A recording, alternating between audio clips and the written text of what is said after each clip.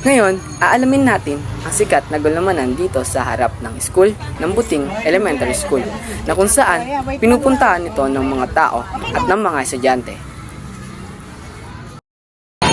Uy, alam mo ba? May sikat na tindahan din ng gulaman. Matagal na sila. Di nga. Tara, punta natin. Tara. Ito yun, oh.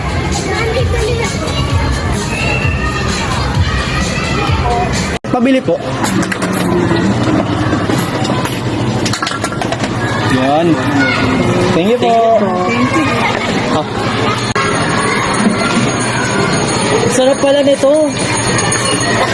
Ate, pwede po ba namin malaman kung paano nyo po nagawa to? Yung asukal, pakukulaan to, lalagyan namin iba. Tamang plano lang tubig. Then, pwede rin po ba namin kayong malaman kung paano nyo po sinimulan tong business na to? 96. Pwede po ba namin may interview, ganun? Oo naman, pwede mo. Sige po.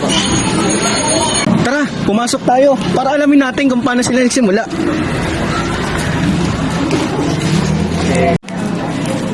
Hi, magandang araw nga po sa inyong lahat.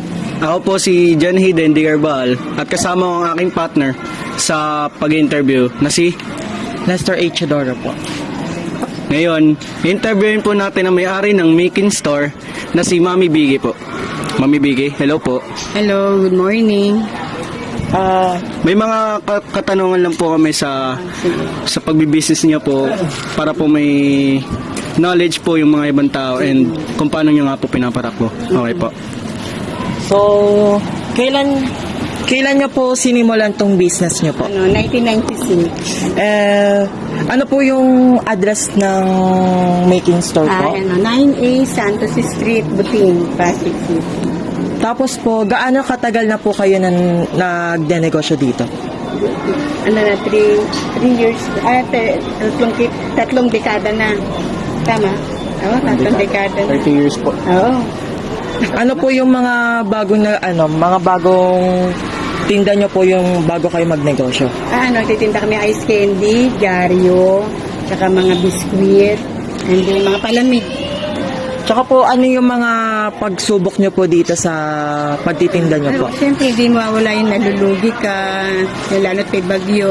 Ayan, diyan kami Tsaka, ano po yung mga naging reason nyo bakit po kayo nagsimula ng negosyo? kasi nga, siyempre, ang mga anak ko lumalaki, hindi kailangan namin yan. Dito kami kumukuha ng panggastos namin.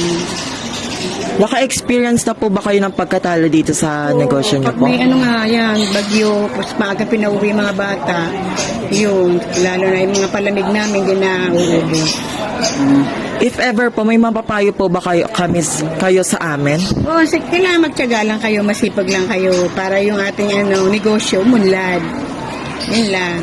Ayun lang po. Thank you po. Maraming salamat po. Ngayon po ay nalaman natin na matagal na nagtitinda si Nanay Victoria at 3 dekada na siya nagtitinda ng gulaman. At nalaman din natin ang mga pagsubok na pinagdadaanan ng kanyang tindahan at kung bakit siya nagtayo ng business.